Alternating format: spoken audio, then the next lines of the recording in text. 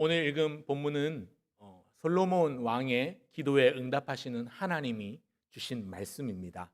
하나님께서 솔로몬의 왕에게 굉장히 큰 은혜를 주셨습니다. 솔로몬이 기도하기를 하나님 종이 기도하오니 종에게 듣는 마음을 주사 이 백성들을 잘 다스리고 판단할 수 있도록 선악을 분별할 수 있는 지혜를 주옵소서. 그렇게 기도했을 때 하나님은 그가 기도했던 기도의 응답으로 그에게 듣는 마음, 총명하고 지혜로운 마음만 아니라 그가 구하지 않았던 많은 부귀영화도 함께 누릴 수 있도록 많은 부와 큰 권세도 주셨습니다. 아마 이스라엘 모든 역사를 통틀어서 가장 최고의 전성기라고 한다면 이 솔로몬 왕이 통치하던 시기를 꼽을 수 있을 것입니다. 주변 나라들이 매번 조공을 바쳐서 찾아와 진성하였고, 또 심지어 성전을 건축한 이후에는 멀리 아프리카에서 이방 여왕 스바 여왕이 찾아와서 솔로몬의 하나님을 찬양하고 그의 성전의 아름다움을 칭송할 만큼 나라가 굉장히 안정적이고 강성하던 시기가 바로 다윗의 뒤를 이어 왕이 된 솔로몬 왕이 다스리던 통일 시대였습니다. 그런데 그 하나님께서 아버지 다윗에게 이루지 못했던 아버지 다윗이 그토록 원하고 바랬던 소원, 하나님의 집을 짓는 것, 성전 건축이라는 수건 사업을 아버지 때 하지 못한 걸 아들 솔로몬 때 하게 하시죠. 그래서 솔로몬이 그런 강력한 안정된 정치와 어떤 경제적인 부를 바탕으로 해서 성전을 건축하게 됩니다. 그리고 성전 낙성식, 오늘날 우리로 치면 헌당 예배 혹은 입당 예배에 비교할 수 있을 것인데, 성전 낙성식을 드리면서 하나님 앞에 기도합니다. 하나님, 주의 백성들이 주의 성전을 향하여 기도할 때에 하나님은 하늘에서 들으시고 하늘의 문을 여시고 그들의 기도 가운데 응답하여 주십시오 기도합니다. 그리고 그 기도에 대한 응답으로 오늘 읽은 본문 역대하 7장 말씀이 이어지고 있는데요. 오늘 밤중에 많은 사람들이 이 화려한 성전을 바라보고 완공된 화려한 솔로몬의 성전을 보면서 들떠 있을 때 밤중에 하나님께서 솔로몬에게 찾아오셔서 말씀하십니다.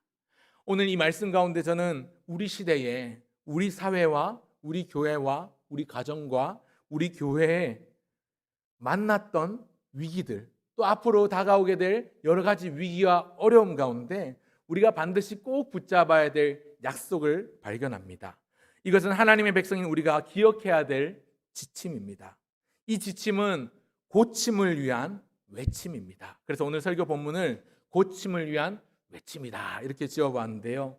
하나님께서 우리에게 주신 약속들이 있습니다. 그 약속 하나하나를 살펴보려고 합니다. 여러분 13절을 다시 한번 보시면요, 제가 읽겠습니다. 혹 내가 하늘을 닫고 비를 내리지 아니하거나 혹 메뚜기들에게 토산을 먹게 하거나 혹 전염병이 내 백성 가운데 유행하게 할 때에, 이렇게 13절이 이어지고 있는데, 여러분 여기 보면 혹 세 번에 걸쳐서 세 가지 내용이 나오고 있죠.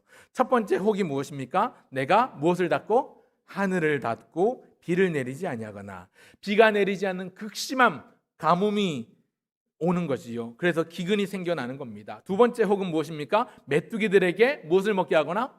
토산을 먹게 하거나. 여러분 고대 사회, 특별히 통일왕국 이스라엘 시대에 이 주된 사업은 농경 사회 아닙니까? 농업을 주로 하던 농경 사회입니다. 근데 이 농경 사회에서 메뚜기 떼가 지나간다는 것은 그야말로 큰 재앙입니다. 이미 출애굽기에서도 10재앙 가운데 나타났던 하나가 메뚜기 재앙인데, 땅 위에요 초록이 다 사라지는 거예요. 곡식은 물론이고 나무 풀뿌리까지도 모든 식물들을 다 싹쓸이 먹어치우고 땅을 황폐하게 만드는 게 메뚜기의 재앙이었습니다.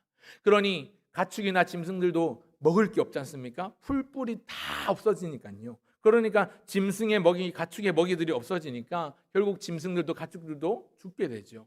결국엔 인간이 먹을 것도 없어져서 생계에 큰 위협을 받고 치명타를 입게 되는 것입니다.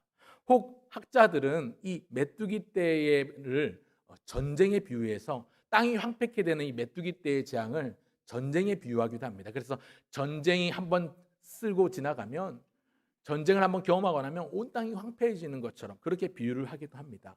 어쨌거나 중요한 건 오늘 본문이 분명하게 메뚜기 재앙에 대해서 언급하고 있습니다. 메뚜기들에게 토산을 먹게 해서 땅이 황폐해진다는 겁니다. 그런가 하면 세 번째 혹은요, 전염병이 내 백성 가운데 유행하게 할 때에. 전염병, 이 유행하는 전염병으로 인해서 돌림병으로 인해서 많은 사람이 아프고 병들고 고통을 당하며 죽는 이런 참 어려운 상황들이 일어나는 것인데요.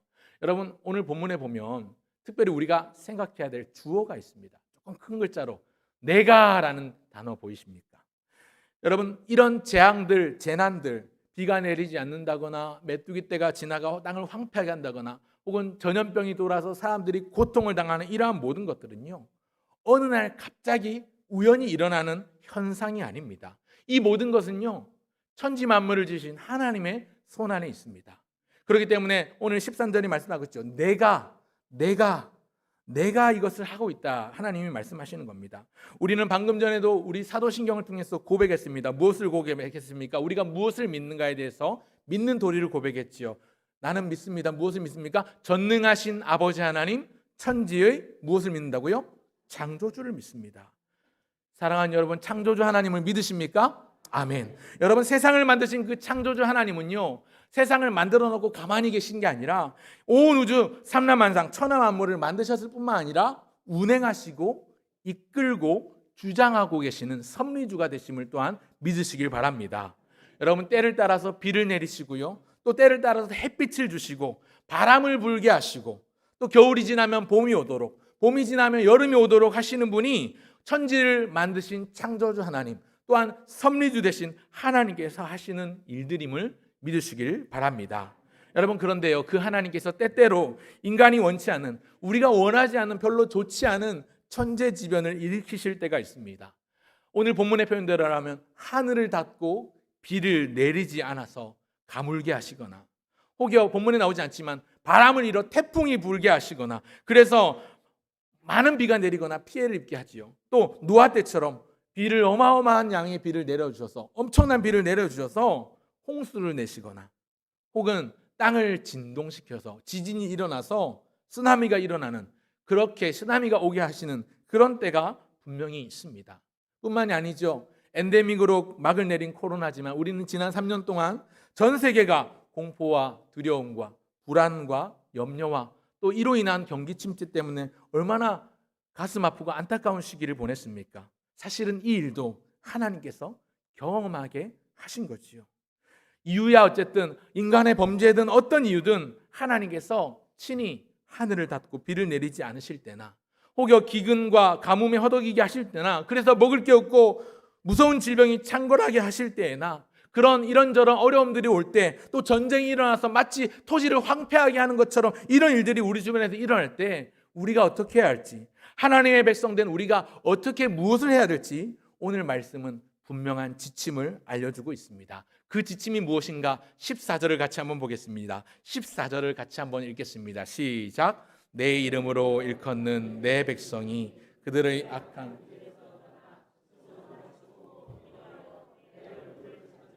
내가 하늘에서 듣고 그들의 죄를 사하고 그들의 땅을 고칠지라. 아멘.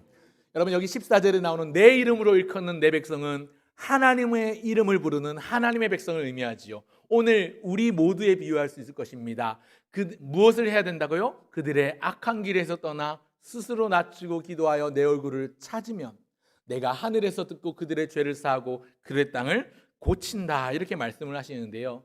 사실 한글 성경에 나오는 이 순서가요, 사실 히브리어 원문 성경을 보면 순서가 조금 다릅니다. 이 부분을 히브리어 원문을 조금 직역해 보면, 제가 직접 직역을 했는데 이렇습니다. 한번 보시기 바랍니다. 내 이름을 부르는 내 백성이 스스로 겸손하여 낮아지고 기도하고 내 얼굴을 찾고 그들이 걸어가는 그 악한 길에서 돌이키면 내가 하늘에서 듣고 그들의 죄를 용서하고 그들의 땅을 고칠 것이다. 3단계를 거치고 있어요. 자세히 보시면요, 3단계를 거치고 있습니다. 제가 번호를 붙여놨는데 첫 번째가 뭐냐면 스스로 겸손하여 낮아지고, 두 번째가 뭐냐면 기도하며 내 얼굴을 찾고, 세 번째가 악한 길에서 돌이키라는 것입니다. 그리고 이 세 가지 단계 행위에 대한 하나님의 응답도 세 단계예요. 첫 번째가 뭐냐면, 첫째가 뭐죠? 듣고, 하늘에서 내가 듣고, 두 번째는 그렇죠, 그들의 죄를 용서하고, 마지막 세 번째가 그들의 땅을 고칠 것이라. 인과관계가 이렇게 막연하게 정확하게 명시적으로 나오는 게 14절의 핵심입니다. 하나님께서 우리가 낮추고 기도하고 돌이키면 듣고 용서해 주시고 고쳐 주시는 이 말씀이 분명하게 14절에 나오고 있습니다. 그래서 저는 오늘 우리에게 필요한 외침, 고침을 위한 외침 세 가지로 이 말씀을 함께 나누고자 합니다. 우리에게 필요한 세 가지 외침 중 첫 번째는 무엇인가? 첫 번째는요, 겸손한 탄식의 외침입니다. 한번 따라 하실까요? 겸손한 탄식의 외침. 사랑하는 성도 여러분, 우리에게 이런 겸손한 탄식의 외침이 필요합니다. 여러분 14절을 방금 제가 말씀드린 원문의 순서대로 제일 먼저 나오는 건 스스로 낮추고입니다. 스스로 낮추고 기도하여가 맨 처음에 나오고 있는데요. 먼저 이 외침은 나 자신을 향한 외침입니다. 오늘 나에게 필요한 외침입니다.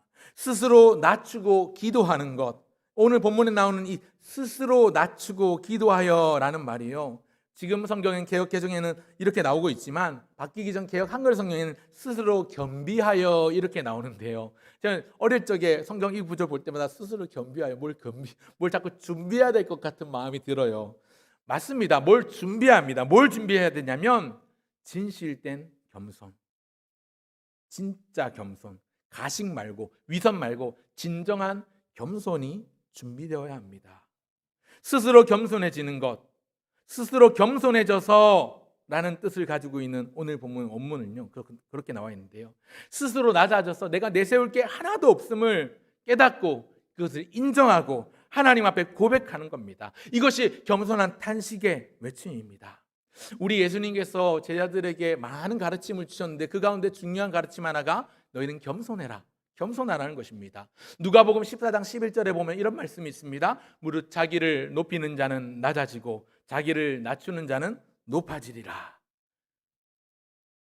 겸손하라는 말이죠. 우리 예수님께서 이 말씀을요, 여기 이 본문 한 번만 아니라 여러 번 하셨습니다. 누가복음 14장에도 나오고 17장에도 나오고 18장에도 나오고요. 계속해서 자기를 낮추는 자는 높아지고 자기를 높이는 자가 낮아질 것이라 이렇게 말씀합니다. 겸손하라는 말인데요, 이 겸손하라는 주님의 가르침 자체는 모순이 없지만 이 말씀을 적용하는 우리의 삶에는 참 큰 모순이 있습니다.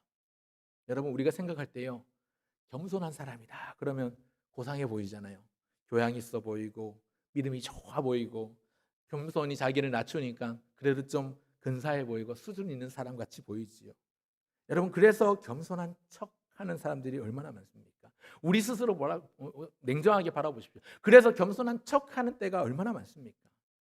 그리고 결정적으로 지금 나오는 말씀처럼 주님께서 말씀하시기를 자기를 높이는 자는 낮아지고 낮추는 자는 높아지리라 말씀하셨습니까? 주님이 내가 낮추면, 내가 겸손하면 주님이 높여주신다고 했으니까 되레 내가 높아지고 싶은 마음에 겸손을 떠는 모습이 있지는 않습니까? 여러분, 프랑스의 유명한 천재 수학자이자 철학자이자 기독교 사상가였던 이 파스칼이라는 사람이요, 이 파스칼 블레이즈라는 사람이 있습니다. 여러분들 아마 아실 겁니다. 학교 다닐 때 배우셨을 건데, 파스칼이 남긴 말 중에 이런 말들이 있습니다. 세상엔 두 종류의 인간이 있다. 자기를 죄인이라고 생각하는 의인과 스스로 자기를 의롭다고 여기는 죄인이다. 여러분 어디에 속하십니까?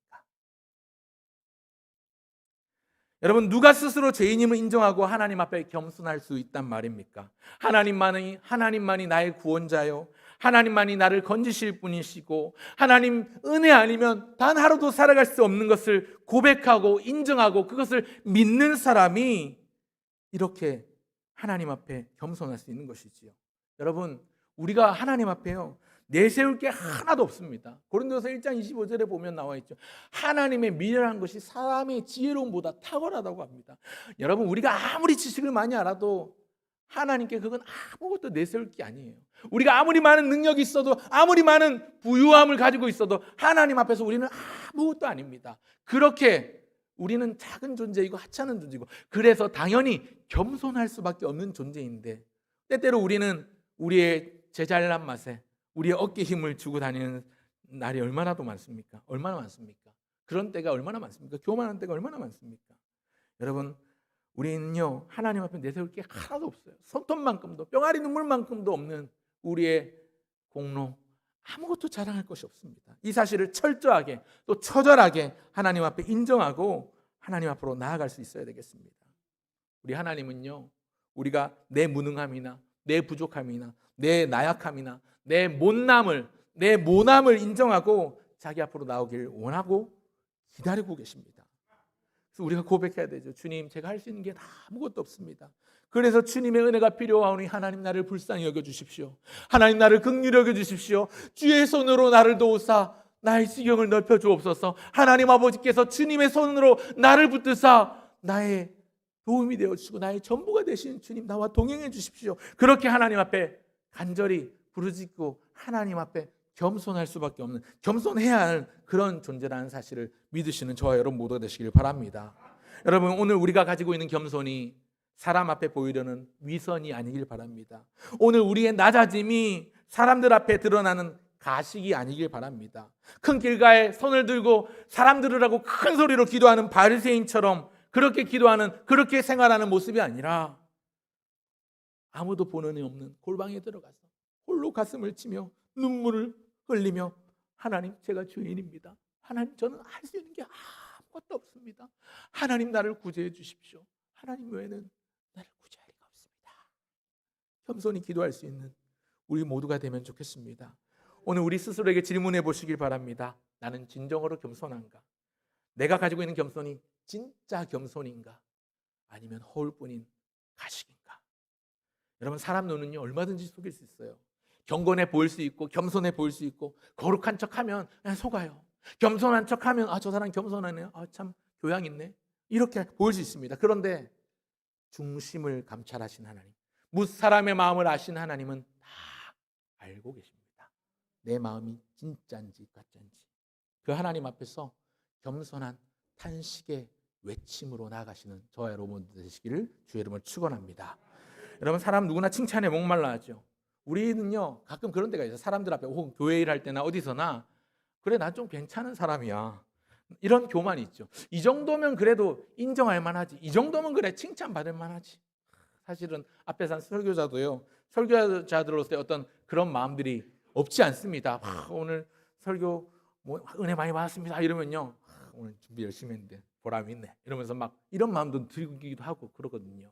이게요, 내 안에 누군가에 인정받고 싶은 마음, 하나님께 인정받고 싶은 마음, 그걸 떠나서 누군가에게 자꾸만 칭찬 듣고 싶은 이런 칭찬과 박수갈채에 목말라 하는 건 내 자신이 겸손하지 않다는 증거입니다. 내 안에 교만이, 내 안에 내가 그래도 좀 괜찮은 사람이다라고 생각하는 마음들이 또아리 틀고 있는 거예요. 그러나 냉정하게 하나님 앞에 우리는 벌거벗은 몸으로 서게 될 사람인데, 여러분, 우리 자신을 향한 겸손한 탄식의 외침이 있어야 됩니다. 하나님 보소서. 주님, 내 안에 선한 것이 하나도 없습니다.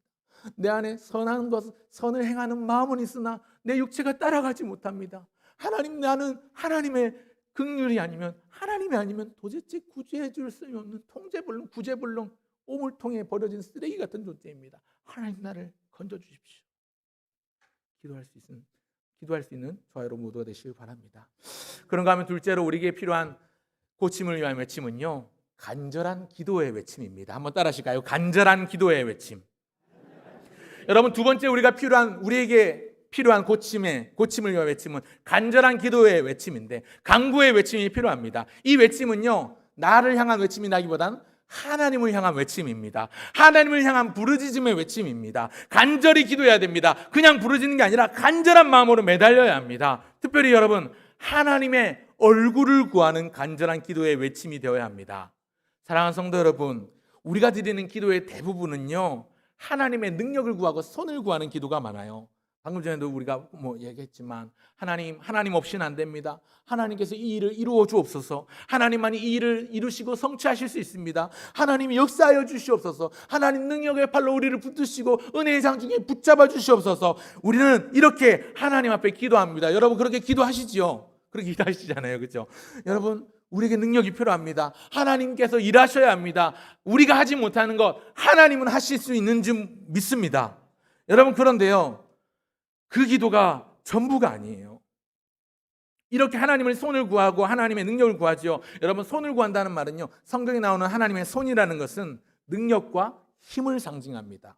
그러니까 하나님의 손을 구한다는 말은 하나님의 능력을 구한다는 말이죠. 하나님께서 놀라운 힘과 어떤 기적적인 능력을 우리에게 베풀어 주시기를 구한다는 뜻입니다. 중요합니다. 필요합니다. 우리 인생들이 하나님의 능력 없이 어떻게 살아갑니까? 우리 인생들이 하나님의 도우심 없이, 하나님의 힘이 없이 어떻게 살아간단 말입니까? 그런데요, 손을 구하고 하나님의 능력을 구하는 것만큼, 아니 어쩌면 그 이전에 먼저 구해야 할 것이 있는데, 그것이 뭐냐면 하나님의 얼굴을 구하는 겁니다. 오늘 본문에 하나님의 얼굴을 구하면이라고 나오지요. 여러분, 하나님의 얼굴을 구한다는 말은요, 하나님의 손을 구하는 것하고는 그 출발점이 다릅니다.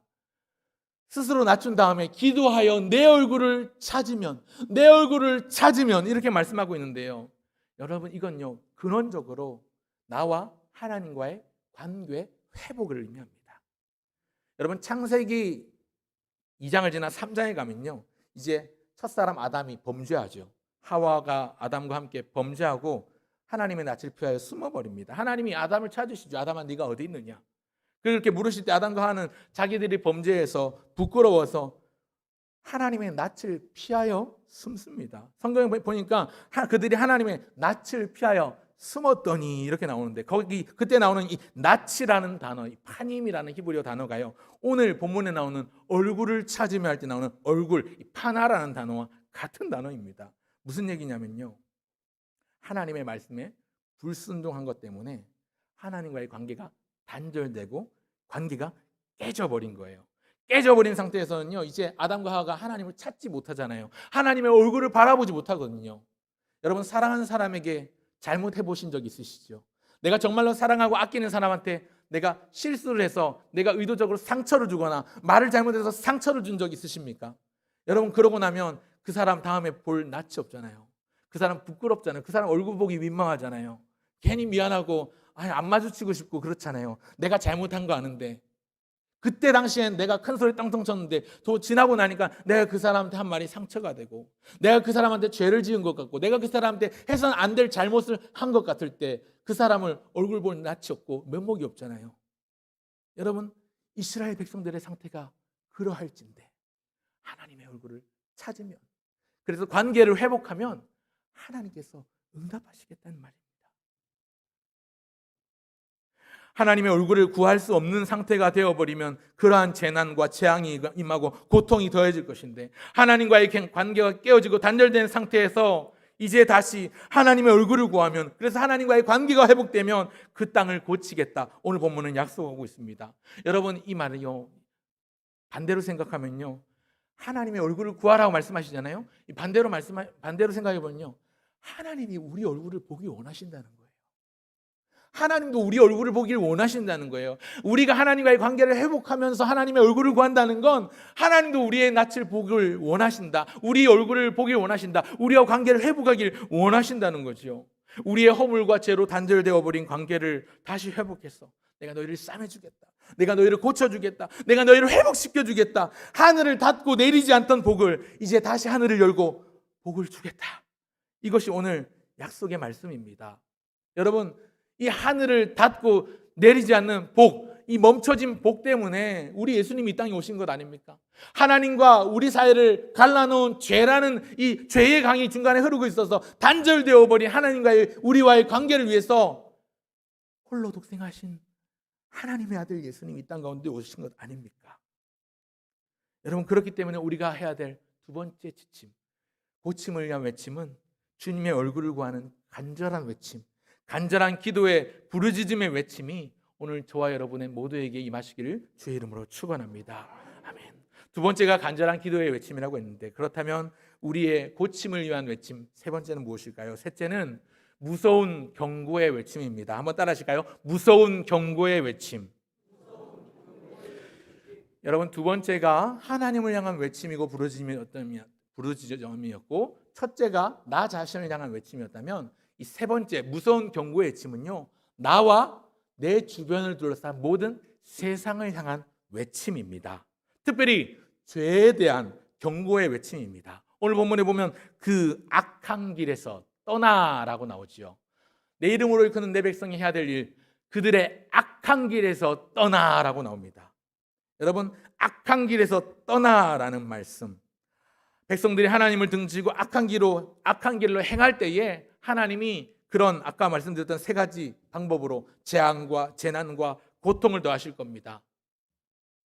비를 내리지 않아 가뭄이 들고 기근이 생기고, 메뚜기 때 같은 재앙이 일어나서 모든 초록을 쓸어버리고 생계의 위험이 생기고, 전염병, 돌림병이 돌아서 고통을 받고 죽어나가는 이런 일들이 더해질 것인데, 여러분 하나님이 이걸 즐기실까요? 이것들 당해봐라, 너희들 한번 당해봐라 그러면서 이걸 즐기실까요? 아닙니다. 왜 이런 그 고통을 내리시는가? 하나님은 우리가 그 악한 길에서 떠나 돌아오길 원하시기 때문에 그렇습니다. 여러분, 과거 이스라엘이 하나님을 의지하지 않고 우상을 섬기며 자신만만하게 기세등등했던 때가 있지 않았습니까? 그때마다, 그 교만한 때마다 하나님은 어떻게 하셨습니까? 그때마다 하나님은요, 재앙을 내리시고 재난을 내리시고, 또 때때로 하나님 모르는 이방신을 섬기는 우상을 섬기는 이방 민족들을 통해서 그들을 회초리로 들어서 자기 백성을 치시고 벌하셨습니다. 그러다가 사사나 선지자처럼 하나님의 사람을 세우시고 보내셔서 그들에게 하나님의 뜻을 전달하셨죠. 그리고 교만과 죄악과 불순종을 깨닫고 회개하고 돌아오게 하셨습니다. 그래서 돌아오면 하나님의 메시지를 듣고 하나님의 말씀을 헤아리고 그 심중에 회개하고 돌이키면 하나님은 다시금 샬롬, 평강과 평화를 허락해 주셨습니다. 닫혔던 복의 문을 다시 열어서 내려주셨습니다. 그런데 여러분, 이스라엘 역사를 보면요, 간혹 사사나 선지자 같은 이 하나님의 사람을 보내셨는데도 깨닫지 못하고 돌아서지 않았던 때가 있죠.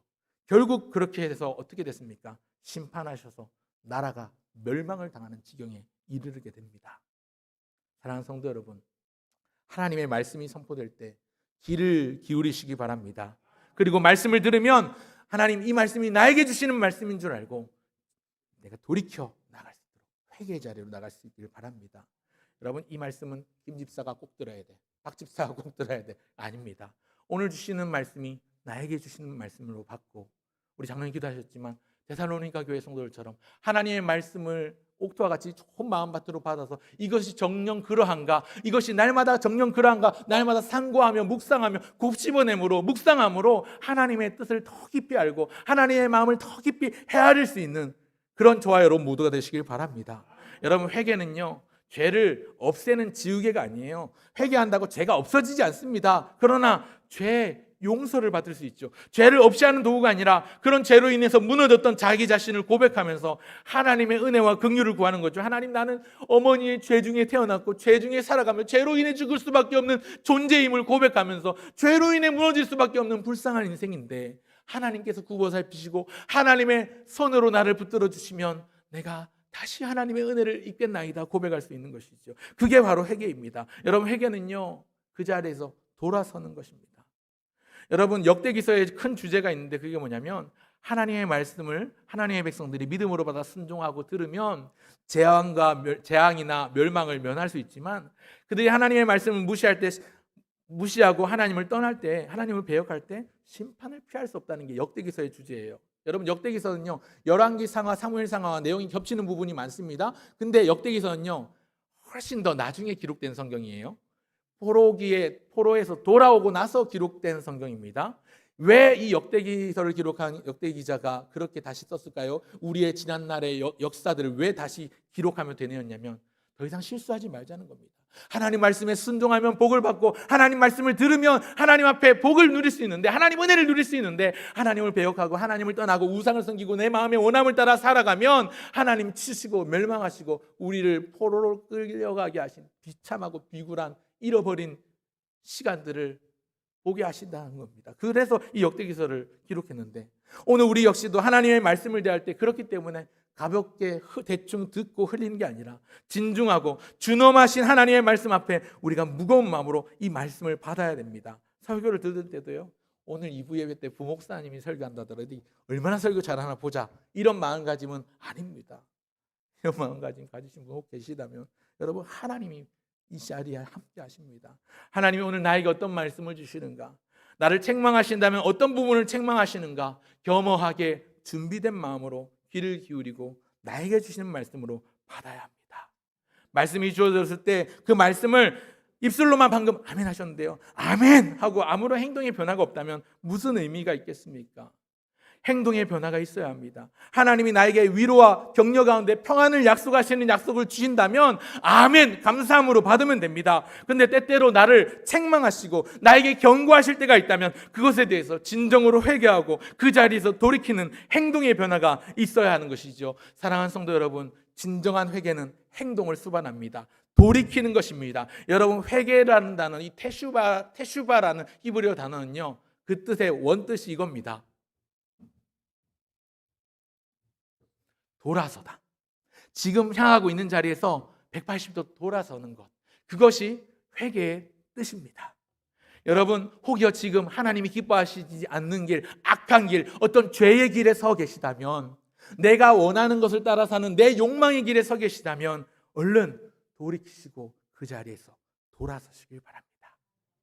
사랑하는 성도 여러분, 하나님이 때때로 하늘을 닫고 비를 내리지 않아서 가뭄이나 기근이 임할 때, 메뚜기 떼를 보내셔서 생계가 힘들어지고 또 질병이, 전염병이 돌아서 고통을 주실 때 내 백성이, 내 이름으로 일컫는, 내 이름을 부르는 내 백성이 스스로 낮추고 내 얼굴을 찾고 그래서 죄를 돌이키면, 그 악한 길에서 떠나면 내가 그 땅을 고치겠다는 말씀하셨죠. 하나님의 눈과 마음이 항상 그곳에 있을 것이라는 약속이 15절 16절에서 나옵니다. 여러분은 우리가 하나님 앞에 죄를 자복하고 기도하고 하나님의 얼굴을 구하면요, 하나님은 들으시는 줄 믿습니다. 여러분, 그런데요, 재밌는 점은요, 세상은요 이 죄를 인식조차도 하지 못해요. 하나님 모르는 사람들은 그 자신들의 죄를 인식하지도 않고 인정하지도 않습니다. 혹여 인식한다 하더라도 돌이키지 않습니다. 회개하지 않습니다. 그런데 하나님은요, 자기 백성, 자기 이름을 부르는 자기 백성들에게 말씀하시기를, 너희가 악한 길에서 돌이켜 떠나 하나님의 얼굴을 구하면 내가 그 땅을 고칠지라. 우리가 살고 있는 땅을 고치신대요. 세상에 내린 재앙과 고통을 마치는 마침의 도구로 우리의 기도의 외침을 사용하신다는 겁니다. 여러분, 우리가 세상을 위해서 할 수 있는 일이 무엇입니까? 하나님 앞으로 나아가는 것. 이 땅의 고침을 위해서 나라와 민족을 보아도, 사회를 보아도, 교회를 보아도, 개인을 보아도, 가정을 보아도 참 하나님의 만지심과 만나주심이 필요한, 고침이 필요한 이때에 어그러진 길로 내 능력 믿고 자신만하게 살아가는 그러한 모습이 아니라 하나님의 은혜를 구하고 하나님의 얼굴을 구하고 하나님의 얼굴을 찾는 마음으로 스스로 낮아지고 겸손해져서 악한 길에서 떠나는 우리 모두가 되면 좋겠습니다. 그럴 때에 하나님 앞에 기도하며 나가고 하나님의 얼굴을 구하며 나가고 악한 길에서 떠날 때에 하나님께서 우리에게 참된 회복을 허락하시는 줄 믿습니다. 오늘도 그 사실을 기억하면서 그것 때문에 이 땅 가운데 오신 구주 예수 그리스도, 우리 예수님이 그 일들을 행하셨음을 기억하면서 찬송하면서 오늘도 이 한 주 또 4월을 마무리하고 5월 한 달을 새롭게 시작하면서 여러분, 그렇게 나라와 민족을 또 사회와 우리 교회를 또 개인과 가정을 위해서 기도하실 수 있는 저와 여러분 모두가 되시길, 그래서 주님의 회복의 은혜가 임하는 저와 여러분 모두가 되시길 주의 이름으로 축원합니다. 아멘.